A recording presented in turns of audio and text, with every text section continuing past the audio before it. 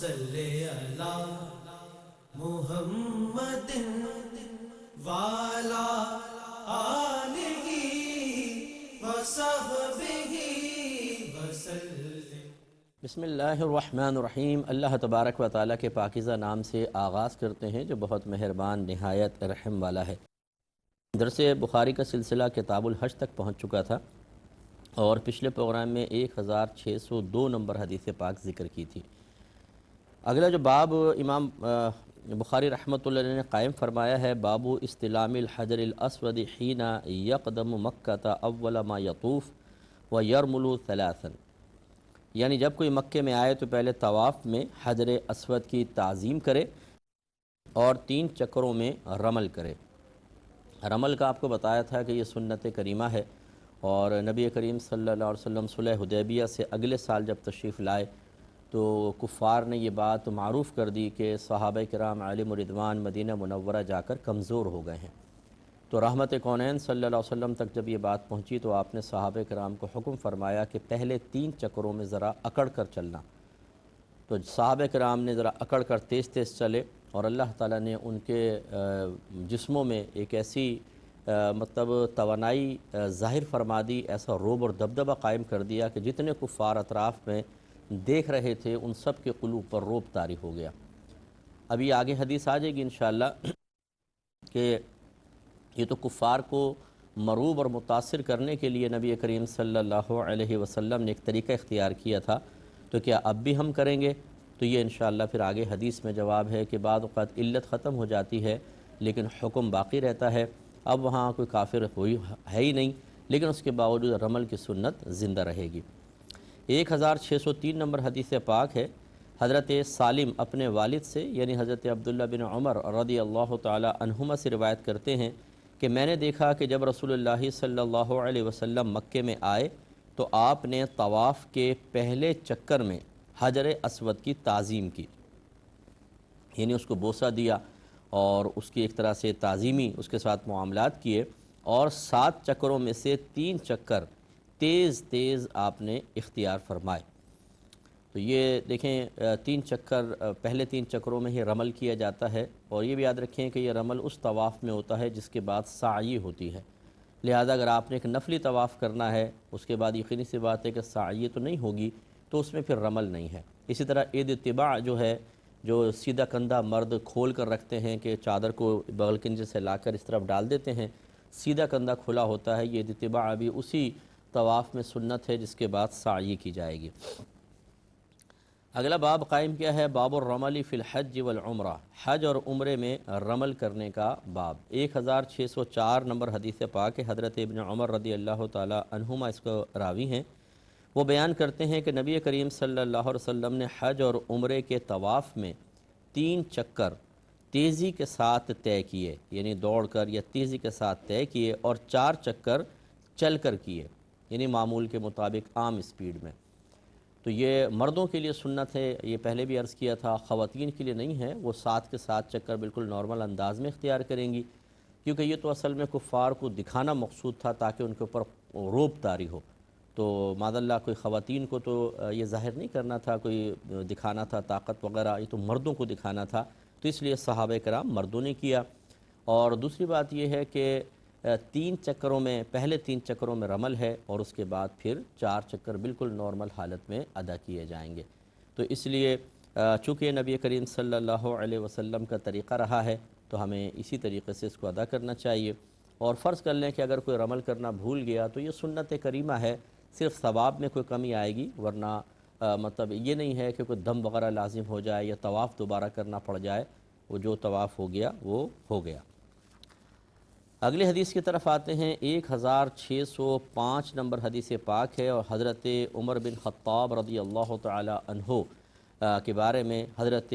ابن عمر رضی اللہ تعالی عنہ یہ خبر دیتے ہیں، یہ زید بن اسلم کے والد صاحب سے مروی ہے، ایک اور دوسری روایت بھی تھی، اور عمر بن خطاب رضی اللہ تعالی عنہ کا یہ عمل ذکر کر رہے ہیں۔ کہتے ہیں کہ حضرت عمر بن خطاب رضی اللہ تعالی عنہ نے حجر اسود سے فرمایا، سن، خدا کی قسم میں ضرور جانتا ہوں کہ تو ایک پتھر ہے، نقصان پہنچا سکتا ہے نہ نفع دے سکتا ہے، اگر میں نے یہ نہ دیکھا ہوتا کہ نبی کریم صلی اللہ علیہ وسلم نے تجھے بوسہ دیا ہے تو میں تجھے کبھی نہ چومتا۔ پھر حضرت عمر فاروق رضی اللہ تعالی عنہ نے اس کو بوسہ دیا، پھر فرمایا کہ ہمیں اب رمل کی کیا ضرورت ہے، ہم صرف مشرکین کو دکھانے کے لیے رمل کرتے تھے، اب اللہ تعالیٰ نے ان کو ہلاک کر دیا ہے۔ پھر فرمایا جس کام کو نبی کریم صلی اللہ علیہ وسلم نے کیا ہے ہم اس کو چھوڑنا پسند نہیں کرتے ہیں۔ تو یہ دیکھیے کہ صحابہ کرام علیہم رضوان بہت ہی متبع سنت تھے، وہ کسی بھی نئی چیز کی ایجاد سے بچتے تھے۔ اگر کوئی ایسا عمل ہے کہ جس میں بظاہر کوئی ایسا فائدہ نقصان کا پہلو نظر نہیں آ رہا لیکن نبی کریم صلی اللہ علیہ وسلم نے اس کو کیا ہے تو بس پھر وہ یہ نہیں دیکھتے تھے کہ یہ اپنی عقل کو استعمال کر کے یا قیاساً بھئی اس میں کیا فائدہ ہے کیا نقصان نہیں، بس اللہ کے نبی نے کیا ہے تو ہم بھی کریں گے۔ تو یہ ایک بنیادی اصول ہے ہم مسلمانوں کے لیے، بھائی بہن جو ہمیں سماعت فرما رہے ہیں، کہ اگر کسی عمل کو نبی کریم صلی اللہ علیہ وسلم سے نسبت ہو جائے تو پھر یہ نہ دیکھیے کہ جی اس میں فائدہ کیا ہے اور نقصان کیا ہے۔ جیسے مثال کے طور پر نام رکھنا، نبی کریم صلی اللہ علیہ وسلم نے صحابہ کرام کے نام رکھے ہیں، نام تبدیل بھی کیے ہیں، جو برے نام ہوتے تھے جن کے مفاہیم صحیح نہیں ہوتے تھے اس کو چینج کر دیا کرتے تھے، اور کئی لوگوں کے نام جیسے پہلے تھے رحمت کونین صلی اللہ علیہ وسلم نے سننے کے باوجود ان کو تبدیل نہیں کیا، یہ اس بات کی دلیل تھی کہ وہ نام بھی بالکل ٹھیک ہے۔ اب بعض اوقات ایسا ہوتا ہے ہم اپنے بچے کا نام رکھنے لگتے ہیں تو یاد رکھیں کہ کسی بھی صحابی کے نام پر آپ نام رکھنا چاہیں تو اب یہ نہ دیکھیں کہ اس میں فائدہ کا پہلو کیا ہے نقصان کیا ہے، بعض کہتے ہیں اس کے معنی بتائیں پہلے پھر اس کے بعد رکھیں گے۔ جب نبی کریم صلی اللہ علیہ وسلم نے ایک نام رکھ دیا، آپ کو مفہوم پتہ ہو یا نہ پتہ ہو آپ نام رکھ سکتے ہیں، اور انشاءاللہ اس کی وہ برکات جو اس نام کے اندر پوشیدہ تھیں، جو نبی کریم صلی اللہ علیہ وسلم کی اجازت کی وجہ سے صحابہ کرام نے رکھ کر برکتیں حاصل کی ہیں یا اپنے بچوں کو ان برکات کا مستحق بنایا ہے، وہ برکتیں انشاءاللہ ہمیں بھی حاصل ہوں گی۔ اسی طریقے سے مطلب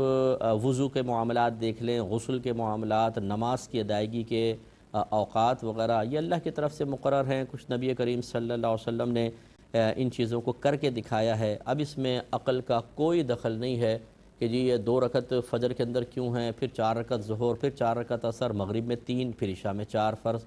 جمعے کے 2 فرض، عید کی بھی 2 رکعتیں، تو یہ ہم اس میں اپنی عقل کو استعمال نہیں کر سکتے۔ عبادات کے معاملات میں خاص طور پر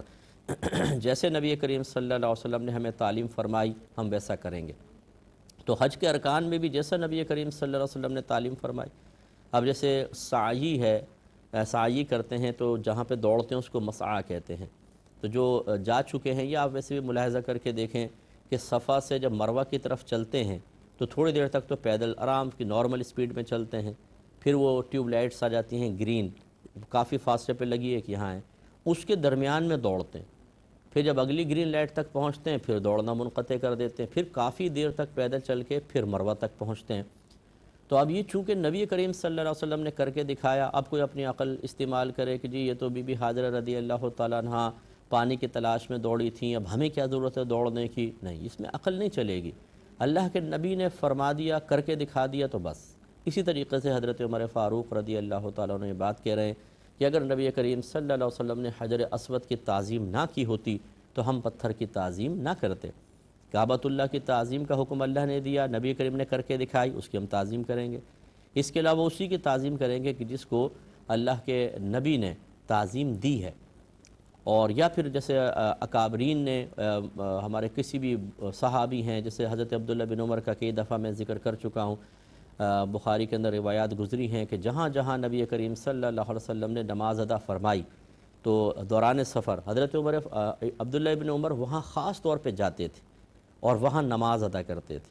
یعنی اس مقام کی گویا کہ تعظیم کرتے تھے، اس کی برکت حاصل کرتے تھے۔ تو اب اس کا نبی کریم صلی اللہ علیہ وسلم نے تو اس مقام پر اگر نماز پڑھی ہے تو اس کی تعظیم بیان کرنا تو مقصود نہیں تھا، لیکن یہ بھی ایک طریقہ کار ہوتا ہے، اس کی بھی نسبت چونکہ صحابہ کرام سے ہو گئی تو ہم یہ کہتے ہیں کہ جہاں پر بھی کوئی بزرگ ہستی ہیں وہ تشریف فرما ہوئے، انہوں نے وظیفہ پڑھا، انہوں نے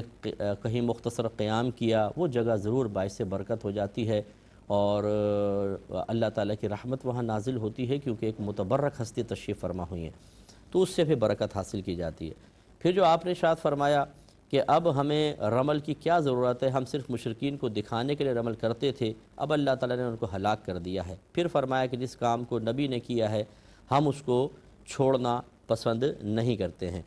تو مطلب یہ اب اس میں بھی جیسے اب یہ ایک نظریہ ہے کہ پہلے اب ہمیں کیا کرنا ہے رمل کر کے، وہ تو دکھانے کے لیے تھا، لیکن ابھی آگے روایات آ رہی ہیں کہ اگرچہ رمل ختم بھی وہ علت ختم ہو گئی لیکن حکم اب بھی باقی ہے، رمل کرتے رہے صحابہ کرام۔ تو یہ مختلف ہوتے ہیں چیزیں، یہ استدلال والی چیز تھی کہ نبی کریم صلی اللہ علیہ وسلم نے چونکہ خاص علت بیان فرمائی تھی کہ ان کفار کو دکھانے کے لیے ہمیں اکڑ کر چلنا ہے، تو اب یہ استدلال حضرت عمر فاروق رضی اللہ تعالی عنہ نے فرمایا کہ چونکہ کفار کو دکھانا ہی مقصود تھا، ان پہ روب دبدبہ طاری کرنا مقصود تھا، اور اب وہ علت نہیں رہی تو اب کیا ضرورت ہے ہمیں عمل کرنے کی۔ لیکن بعض نے صحابہ کرام نے یہ نہیں دیکھا کہ وہ علت ختم ہو گئی، سبب ختم ہو گیا، انہوں نے حکم کو باقی رکھا کہ نبی کریم نے کیا تھا تو ہم کریں گے۔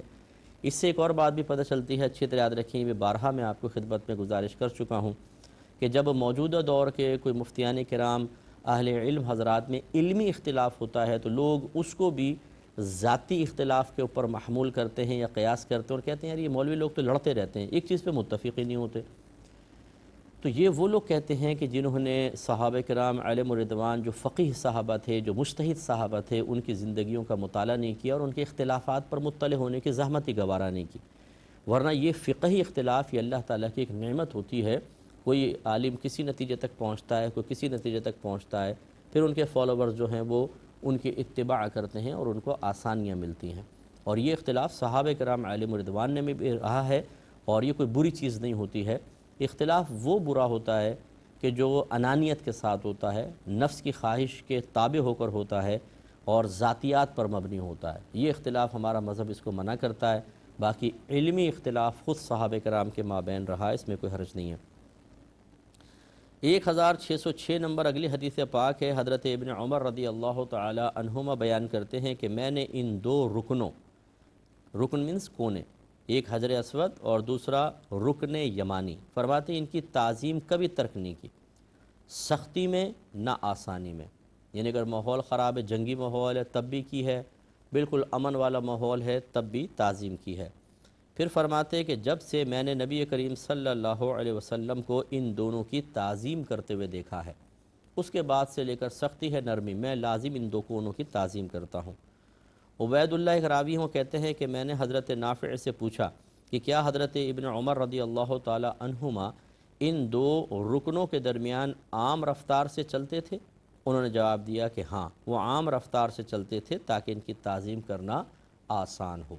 یعنی اس میں رمل میں تو تھوڑا سا تیز چلتے ہیں، لیکن جب ان دو کونوں پہ پہنچتے تھے تو وہ رمل کے دوران بھی اپنی سپیڈ کو تھوڑا سا سلو کر دیا کرتے تھے تاکہ ان کی تعظیم آسانی سے ہو سکے۔ تو اس سے معلوم ہوا کہ نبی کریم صلی اللہ علیہ وسلم نے، یعنی حضرت ابن عمر نے دیکھا کہ نبی کریم ان دو کونوں کی تعظیم کر رہے ہیں، یہ رکن یمانی آتا ہے اور پھر حجر اسود، یہ جو اپوزٹ ہے یہ رکن یمانی اور رکن شامی اور رکن عراقی جسٹ اپوزٹ سائڈ پر ہے، ان دو کی تعظیم کرتے ہوئے دیکھا تو آپ بھی ان دو کی تعظیم کر رہے ہیں۔ تو اس کا مطلب یہ ہوا کہ حضرت ابن عمر رضی اللہ تعالی عنہما بہت زیادہ متبع سنت تھے، اور جو سرکار کو کرتے دیکھ لیتے تھے اس کو ضرور اختیار کرتے تھے۔ یہی شوق اور جذبہ ہم میں بھی ہونا چاہیے، اور یہ اسی وقت عملی طور پر اس کو اپنی ذات پر یا اپنے ماحول اطراف میں نافذ کرنا ممکن ہو سکتا ہے کہ جب پہلے ہم اس کو سیکھیں کہ نبی کریم صلی اللہ علیہ وسلم کھانا کیسے کھاتے تھے، پیتے کیسے تھے، چلتے کیسے تھے، سوتے کیسے تھے، کس طریقے سے آپ نے کس جگہ پر عبادت کو یا معاملے کو اختیار فرمایا، جب یہ معلومات ہوتی ہیں اور پھر میموری میں بھی ہوں، کیونکہ ہر وقت تو کتاب ہمارے پاس نہیں ہوتی، پھر اس چیز کو اختیار کریں تو یہ ایک ایک جو طریقہ ہے یا ایک ایک جو نبی کریم صلی اللہ علیہ وسلم کی سنت ہے اس میں ہزارہا اخروی فائدے ہیں، کیونکہ نبی کریم صلی اللہ علیہ وسلم نے جس بھی چیز کو اختیار کیا وہ بہترین چیز تھی، کیونکہ آپ خود بہترین تھے، آپ باکمال تھے تو باکمال چیز کو ہی اختیار کرتے تھے، تو ہم بھی اس باکمال چیز کو اختیار کریں گے تو ہم میں بھی بوئے کمال ضرور پیدا ہوگی۔ تو یہ حدیث نمبر 1606 تھی، اور انشاءاللہ اس کے بعد بھی کتاب الحج کی مختلف حدیثیں ہیں جو انشاءاللہ آپ کی خدمت میں ذکر کرتے ہیں۔ اگلا باب امام بخاری رحمۃ اللہ علیہ قائم فرماتے ہیں کہ باب استلام الرکن بالمحجن، یعنی لاٹھی سے حجر اسود کی تعظیم کرنے کا باب۔ ایک تو ہے کہ چومنا باقاعدہ وہاں جا کر، اور دوسرا یہ ہوتا ہے کہ رش بہت زیادہ ہے تو دور سے استلام کرنا، یعنی دونوں ہاتھوں کو اس طرح کر کے اور چوم لینا، اس کو استلام کہتے ہیں۔ تیسری ایک چیز یہ بھی سامنے آئی کہ نبی کریم نے لاٹھی سے اس کو ٹچ کیا۔ تو یہ حدیث پہلے سن لیں، اور اس کی بہرحال پس منظر اس کا یہ ہے کہ نبی کریم صلی اللہ علیہ وسلم کی طبیعت مبارکہ ناساز تھی، تو آپ نے اونٹ پر بیٹھ کر طواف کیا، ناسازی طبیعت کی وجہ سے۔ اس ٹائم یہ پکی تو زمین تھی نہیں جس طرح آج کل پکا فرش اور پکی مسجد ہے، کچا صحن تھا، تو اس میں سرکار نے اونٹنی پہ طواف فرمایا، اور رحمت کونین صلی اللہ علیہ وسلم جب حجر اسود کے پاس سے گزرے تو آپ نے اپنی عصا مبارکہ سے اس کو ٹچ کیا ہے۔ تو 1607 نمبر حدیث پاک ہے۔ حضرت ابن عباس رضی اللہ تعالی عنہما اس کے راوی ہیں، وہ بیان کرتے ہیں کہ رسول اللہ صلی اللہ علیہ وسلم نے حجۃ الوداع میں اونٹ پر بیٹھ کر طواف کیا، یعنی حجۃ الوداع جو آخری حج سرکار نے کیا ہے اس میں اونٹ پر بیٹھ کے طواف کیا۔ آپ حجر اسود کو ایک چھڑی لگا کر اس کو چوم رہے تھے۔ تو یہاں پہ بھی وضاحت نہیں ہے، لیکن آگے حدیث میں آ جائے گی کہ یہ نبی کریم صلی اللہ علیہ وسلم نے صرف بیماری کی حالت میں کیا، آپ کے ساتھ عذر تھا جس کی بنا پر رحمت کونین صلی اللہ علیہ وسلم نے اس طرح کیا۔ اگلا باب دیکھیں، باب من لم یستلم الا رکنین الیمانیین، یعنی جس نے صرف حجر اسود اور رکن یمانی کی تعظیم کی، اس شخص کا باب۔ 1608 نمبر حدیث پاک ہے۔ حضرت عمر بن دینار خبر دیتے ہیں کہ ابو الشعثاء کہتے ہیں کہ بیت اللہ کی کسی چیز کی تعظیم کو کون ترک کرے گا؟ حضرت امیر معاویہ رضی اللہ تعالی عنہ تمام ارکان کی تعظیم کرتے تھے، چاہے وہ ارکان یمانیہ ہوں، ارکان شامیہ ہوں یا ارکان عراقیہ۔ ان سے حضرت ابن عباس رضی اللہ تعالی عنہما نے فرمایا کہ ان دو رکنوں یعنی شامی اور عراقی کی تعظیم نہیں کی جاتی، نبی کریم سے منقول نہیں۔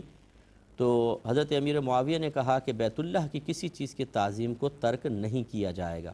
اور حضرت ابن زبیر رضی اللہ تعالی عنہ بھی تمام ارکان کی تعظیم کرتے تھے۔ یہ پہلے بھی میں نے آپ کو عرض کیا کہ ایک تو ہے نبی کریم صلی اللہ علیہ وسلم کی سنت کا ترک، یہ کسی صورت میں جائز نہیں۔ سرکار نے رکن یمانی حجر اسود کے کونے کی تعظیم کی، تو ان دو کی تعظیم تو ہوگی۔ اب کیا باقی